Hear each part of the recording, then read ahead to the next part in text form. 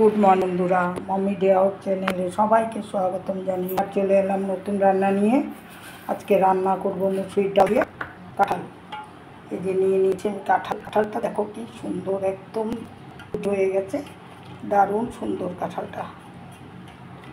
এই কাঁঠাল দিয়ে আজকে মুসুর ডাল রান্না করব। এই কাঁঠালটাকে এখন সেদ্ধ করে নিব। প্রেসারে বসিয়ে দিলাম জল। আমি ডাল সেদ্ধ করার জন্য দিয়ে দিচ্ছি জল। মুসুর ডাল আমি ভালো করে ধুয়ে নিলাম, প্রায় 150 গ্রামের মতো আমি ডাল নিয়ে নিয়েছি। জলটা গরম হয়ে এলে আমি ডাল দিয়ে দেব। এদিকে আমি কাঁঠালটাও সিদ্ধ করে নিচ্ছি। কাঁঠালের মধ্যে একটা কষ ভাব থাকে, সেই জন্য আমি একটু সেদ্ধ করে নিচ্ছি। দিয়ে দিচ্ছি সামান্য হলুদ গুঁড়া দিয়ে দিলাম। এখন আমি আরেকটা গ্যাসে বসিয়ে দিলাম, দিয়ে দিলাম ডাল, দিয়ে দিলাম লবণ, 3টে কাঁচা লঙ্কা। ডালটা আমি আধা ফোটা করে নিলাম, একটু বেশি ফুটে গেছে। এখন আমি কাঁঠালটাও সেদ্ধ করে নিয়েছি। কাঁঠালগুলোকে ঠান্ডা জলে ধুয়ে আমি ডালের মধ্যে দিয়ে দেব। মুসুর ডাল দিয়ে রসুন দিয়ে কাঁঠাল রান্না করলে দারুণ লাগে। তবে কাঁঠালটা কিন্তু একটু ভালো হতে হবে। কাঁঠাল যদি ভালো না থাকে তাহলে কিন্তু ডালটা ভালো হয় না। আর আমার কাঁঠালটা খুব ভালো, খুব সুন্দর, একদম গুটিয়ে হয়ে গেছে। আর আমি সেদ্ধ করে নিলাম গায়ের কষটা যাতে বেরিয়ে যায়। এই যে দিয়ে দিচ্ছি কাঁঠাল।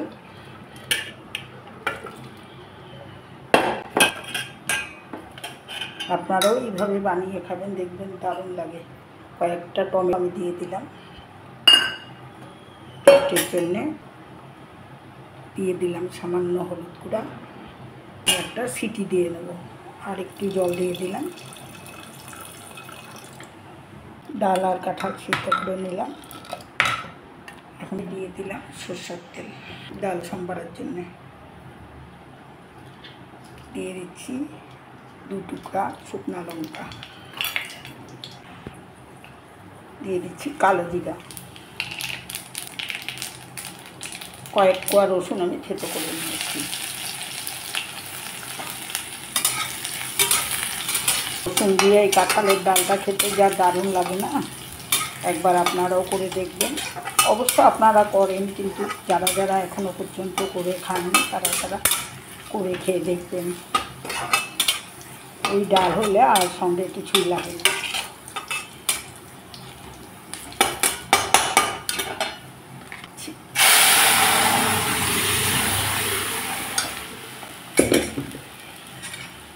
ডালের কালারটা কি সুন্দর হয়েছে।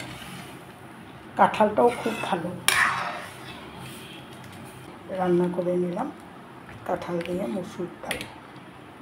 আরেক রান্না করবো পুঁই পাতা কেটে সাথে বেগুন, আলু, কুমড়া নিয়ে নিয়েছি। আর এই যে নিয়ে নিয়েছি চিংড়ি মাছ। আর চিংড়ি মাছ দিয়ে আজকে পুঁই শাকের চচ্চড়ি করব, সেটাও তোমাদের সাথে শেয়ার করছি। তোমরা অবশ্যই আমার পাশে থেকো। পাশে না থাকলে কিছু বুঝতে পার, স্কিপ করে কেউ ভিডিওটা দেখবে না। এখন চিংড়ি মাছ দিয়ে পুঁই পাতার চচ্চড়িটা রান্না করে নিচ্ছি। দিয়ে দাও সরষের তেল, দিয়ে দিচ্ছি কালো জিরা ফোড়ন। সবজিগুলো ছেড়ে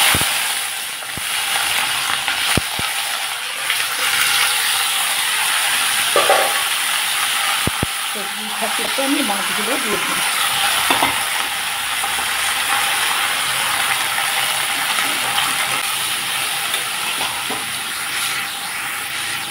দিচ্ছি প্রয়োজন মতো হলুদ গুঁড়া,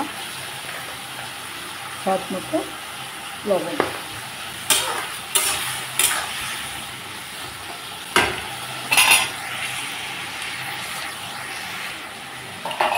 5 মিনিটের জন্য ঢেকে দিলাম।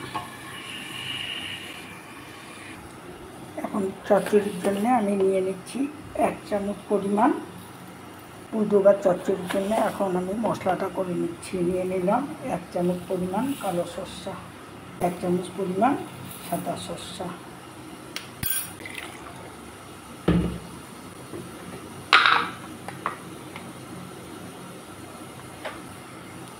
এখন আমি মিক্সিতে পেস্ট করে নেব। 5 মিনিট পর সবজির মতো আমি ভালো করে ভাজা করে নিচ্ছি।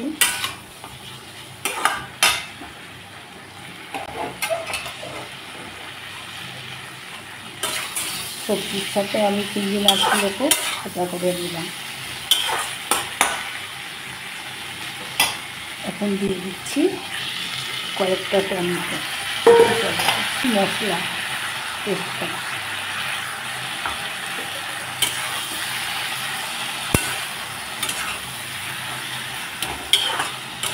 এখন সরষার সাথে আমি সবজিটাকে ভালো করে কষিয়ে নেব। 5 মিনিট ঢাকনা খুলে দিলাম।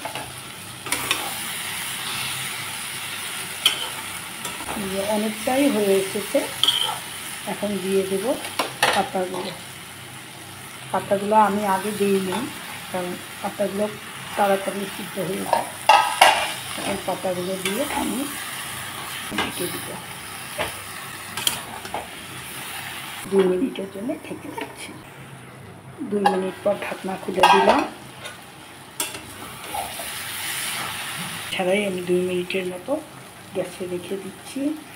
গ্যাসটাকে লো করে দিলাম। দিচ্ছি সামান্য কাঁচা সরষের তেল। রান্না করে নিলাম চিংড়ি মাছ দিয়ে পুঁই শাকের চচ্চড়ি। তাহলে আজকে আমার রান্না দুটো কেমন লাগলো ওইভাবে করে দেখো, দারুণ লাগে খেতে। যারা আমার ভিডিওগুলো প্রথম থেকেই দেখছো বা আমার সাথে আছো তাদের জন্য রইল আমার অসংখ্য ধন্যবাদ। আর যারা এখনও ভিডিওগুলো দেখছো কিন্তু সাবস্ক্রাইব এখনও করোনি, তারা একটা সাবস্ক্রাইব করে পাশে থেকো আর বেল আইকনটাকে অন করে রেখো, যাতে আমার ভিডিওগুলো সবার আগে তোমাদের কাছে পৌঁছায় বা আমার রান্নাগুলো সবার আগে তোমাদের কাছে পৌঁছায়। তাহলে আজ এই পর্যন্তই। সবাই ভালো থাকো, সুস্থ থাকো, এটাই কামনা করি। আবার নতুন ভিডিও নিয়ে চলে আসবো। Tata, bye bye.